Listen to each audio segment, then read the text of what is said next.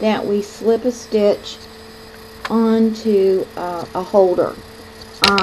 This is the example where they knit the little flap, and then they said put the stitches on the holder. So you have knitted your last odd row, which in this case would be all knit, and you flipped it around to as if you were going to knit the next row. So I don't have an example of a holder you can buy at the store. It looks like a great big safety pin but without a sharp edge. You can do one of two things.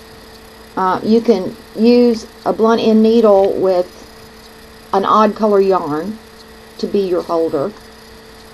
But in the case of this little hat, I find it easy to make my holder a double pointed needle. That it doesn't have to be the same exact size. It just doesn't. You just don't want it to slide off. The reason I use a double pointed needle on these little ear flaps is it saves me a step.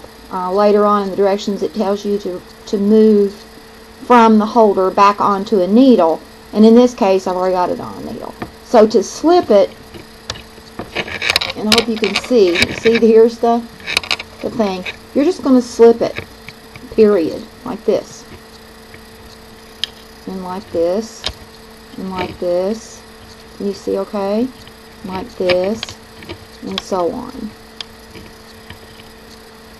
In the case of the little flap, until you've slipped the entire flap onto the holder. Okay, so my needle is now out of the way, and it's slipped on. I just slid it. So the nice thing about it is when it says knit it back on, look, in this case you've got a needle, you just slide it down, and it says, instead of replacing it, you're back after it. You're good to go. See, and your twist is going the right direction. Can you see that? How the twist is slight that way for knit. And that's it.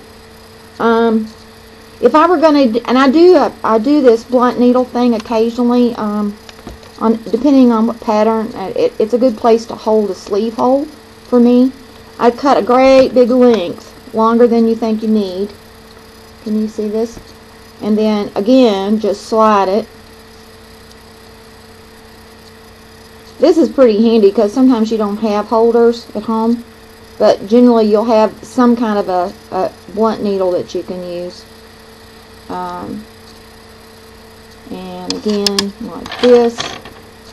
And then what I do, this is a little long, but you don't want to pull it tight and stretch it. I just tie it together so nothing falls off. You know, just in a loose knot or whatever. And in this case, I would clip off the extra, but that holds it. So that when you get ready to slip it back on, again, you clip it off. Well, I have scissors in here. You clip it off, leave it in the hole, slide your needle. If it's a straight needle with an end, you would want to slide from the other end, because you want your this right here to be on your point end. So let's assume this is a straight needle that has an end to it. I use circular needles a lot of time. I very rarely use a straight needle anymore because circular needles, I just like them better. So you don't have to do circles. Then I would go back, and generally I've got such a knot I have to cut it. But see, then after once it's on your needle to start again, then you just pull that out and you're ready to go. And the twist is going in the right direction. Hope that helps.